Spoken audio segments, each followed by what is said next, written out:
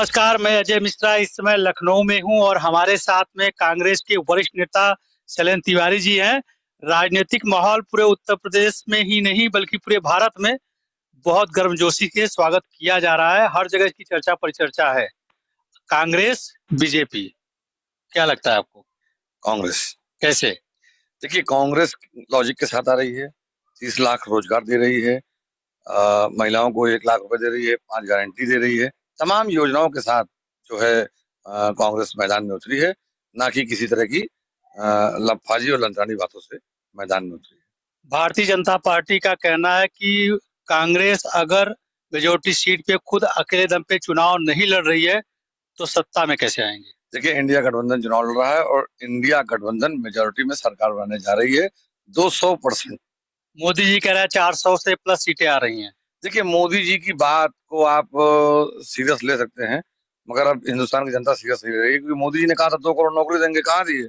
मोदी जी ने कहा था 15 लाख यूं ही खाते में आ जाएंगे, कहाँ आए? जिनके खाते में से ले लिए। मोदी जी ने कहा था काला धन लाएंगे, कहाँ आया? मोदी जी ने कहा था दाऊद लाएंगे, कहाँ ला पाए? मोदी जी ने कहा नीरव मोदी, मेहुल चौकसी लाएंगे, कहाँ ला पाए? मोदी जी की बात का और अब जिसपे कपड़े लाते जाते हैं उसकी लात का कोई भरोसा नहीं है। विगत 10 वर्षों में भारतीय जनता पार्टी ये दावा कर रही जितना काम हमने किया उतना 6 दशकों में कांग्रेस ने काम नहीं किया। आपने इतना काम किया है कि सोना का दाम इस समय 76,000 रुपए है आज की तारीख में, और डॉलर 83 रुपए पहुंच चुका है। आपके द्वारा 24 घंटे में इतना काम किया गया है। 45 लाख करोड़ का कर्जा था, आज की तारीख में 255 लाख करोड़ का कर्जा है। कौन जिम्मेदार है? आपके काम करने पे ये हाल है तो भैया आप काम ना करो, आप झोला लो, घर जाओ, देश की जनता को मुक्त करो, आजाद करो, देश को मत बर्बाद करो।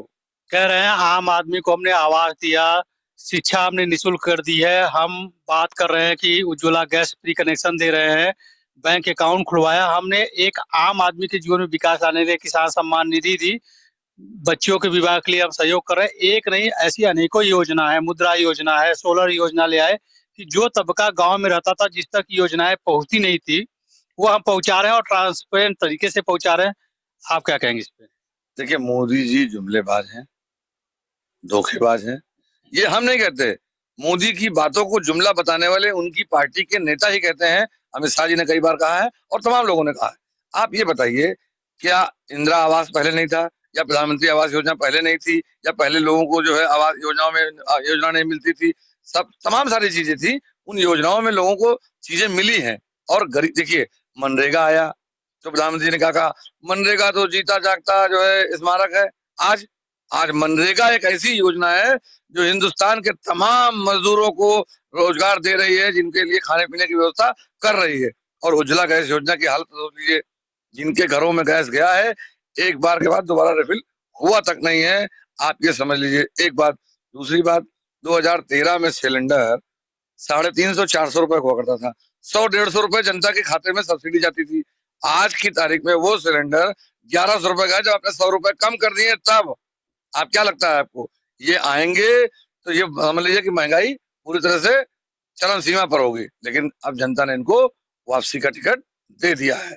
ये अब की बार ना इस पार ना उस पार, ये जाएंगे गंगा पार। देश की सबसे पुरानी पार्टी और कई दशकों तक राज्य करने के बाद, शासन करने के बाद देश में आज ऐसी नौबत क्यों आ गई कि उसको गठबंधन का सहारा लेना पड़ा? देखिए, गठबंधन तो कई बार किया गया, और गठबंधन कोई बुरी बात छोड़िए, सबका सबको लेकर के चलना कोई बुरी बात नहीं है।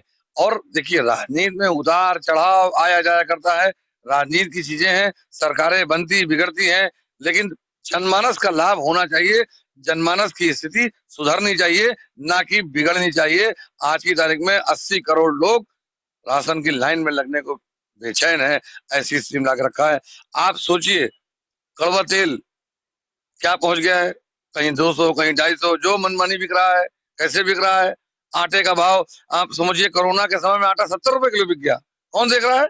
ये ब्लैक मार्केटियों की सरकार है। पूरी तरह से मैं कह रहा हूँ कि ये जो सरकार है, ये पूरी तरह से कहीं ना कहीं जनता की पॉकेट पर नजर रखती है और पॉकेट पे भार लाती है। आप ये सोचिए कि आप लाइसेंस की फीस इसमें क्या हो गई है। जो 2 रुपए का आपका जो है प्लेटफॉर्म टिकट हुआ करता था, आज 50 रुपए पहुंच गया है। ये महंगाई बहुत चरम पर है, और महंगाई के को कम करना जिम्मेदारी है, और कम करने की इनके पास कोई ताकत नहीं है। इनकी सरकार जब भी आती है महंगाई चरम पर पहुंच जाती है, और इनकी सरकार में महंगाई भौजाई है और दूसरों की सरकार में महंगाई डायन हुआ करती थी। आज महंगाई के नाम पर मोदी जी का मां नहीं निकलता है, ये शर्म का विषय है। सरकार ये दावा कर रही है कि जो आप महंगाई की बात कर रहे हैं, लोगों की आय भी बढ़ी है। देखिए सरकार तो एक नंबर की झूठ है, एक नंबर की झूठ। आप सोचिए, जो व्यक्ति आज से 10 साल पहले 10,000 पाता था, आज वो 8,000 9,000 पे आ गया है। ऐसी ऐसी रोजगार कम हो रहे हैं, कहाँ बढ़ गई है? 2,000। आप बताइए, आपने कहा था किसानों की आय दुगनी करेंगे, आप बताइए खड़ा करके कहाँ किसान की दुगनी आय हुई? और आप किसान सम्मान निधि की बात कर रहे थे, आपने कहा था 2,000 रुपए में क्या सम्मान होता है? क्या सम्मान होता है? क्या मिलता है 2,000 रुपए में? अभी आपने रोजगार की बात की, पूरे भारत में कई राज्यों में कांग्रेस की सरकार है, वहाँ उस राज्य में लोगों को रोजगार क्यों नहीं मिल रहा है? सबको रोजगार मिला है, आप जाके पता कर लीजिए। जहां जहां सरकारें रही हैं, जहां जहां सरकार गई है, वहां लोग जानते हैं क्या रोजगार मिला है। चाहे वो राजस्थान में रही हो, चाहे छत्तीसगढ़ में रही हो, आज कर्नाटक में जाके दिल्ली रोजगार मिल रहा है, आज तेलंगाना में सरकार बनी है, वहां जाके पता कर लीजिए। रोजगार सब जगह मिलेगा। मैंने क्या कहा? जुमलेबाजी की सरकार नहीं है, कानून के संगत, संविधान संगत, इस सब चीजों पर नियम कानून के तहत।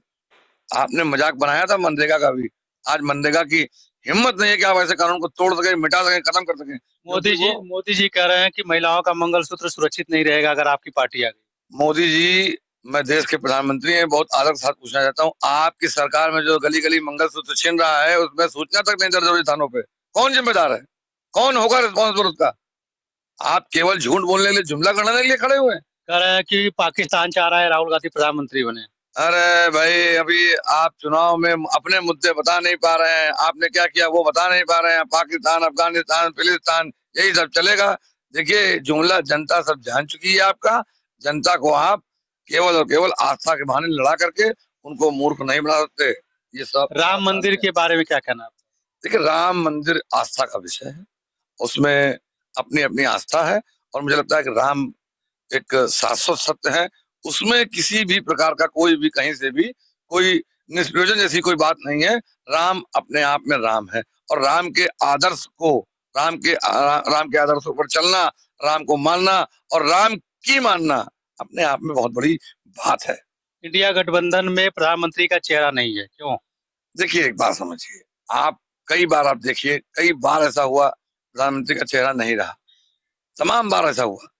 प्रधानमंत्री आप आने दीजिए, मेजोरिटी आने दीजिए, प्रधानमंत्री आपको ऐसा प्रधानमंत्री देंगे, ऐसा सशक्त प्रधानमंत्री देंगे जो देश की बेरोजगारी की क्रांति को खत्म कर देगा, रोजगार क्रांति लाएगा। ऐसा प्रधानमंत्री चेहरा होगा, आप उसकी चिंता बिल्कुल मत करिए।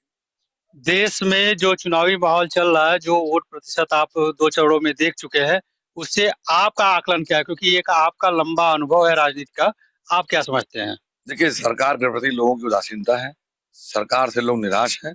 सरकार ने जो वादे किए थे, जो दावे किए थे, जो घोषणा पत्र था, उनमें कहीं ना कहीं वो फेल हुई है, इसलिए लोग निराश हैं। कई लोगों का कहना है कि हम मान लीजिए रूलिंग पार्टी से अगर हम नाराज भी हैं तो हमारे पास विकल्प नहीं है। देखिए, ये तो पत्रकारों का कहना है, विकल्प हर जगह है, हर जगह लोग लड़ रहे हैं, विकल्प है। आप राजनीति में कब कौन कहाँ किसका क्या होगा, ये जनता जानती है। लोगों के कहने पर जाइए, जनता सब समझती है, सब जानती है, और 100% आपको मैं बता रहा हूँ, ये जनता समझ चुकी है कि जुमलेबाजों की सरकार है। ये सरकार दो जगह है, अखबारों में, नजारों में। अखबारों में पढ़ लीजिए, नजारों में देख लीजिए, उसके अलावा कुछ कहीं है नहीं। उत्तर प्रदेश की राजधानी लखनऊ में भाजपा का पिछले कई वर्षों से बोलबाला रहा है। आज आपके इंडिया गठबंधन के प्रत्याशी यहाँ से लड़ रहे हैं और उनके अगेंस्ट में भाजपा के केंद्रीय मंत्री हैं। क्या लग रहा है आपको? ये लड़ाई कांटे की है, और मुझे लगता है कि हमारे गठबंधन का प्रत्याशी जीतेगा। जब भी आपकी सरकार मेजोरिटी में आती है, 2 जून को, 4 जून को जब रिजल्ट होगा, तो उसमें प्रधानमंत्री के रूप में किसे देखना चाहेंगे? देखिए, हम तो राहुल गांधी जी को देखना चाहते हैं प्रधानमंत्री जी, क्योंकि वो उनसे मजबूत कोई है नहीं। अब वो समय और मेजोरिटी तय करेगी कौन प्रधानमंत्री बनेगा। तो ये शैलेंद्र तिवारी जी हैं जो ये कह रहे हैं कि कांग्रेस आ रही है, अब वो तो जून का परिणाम ही बताएगा।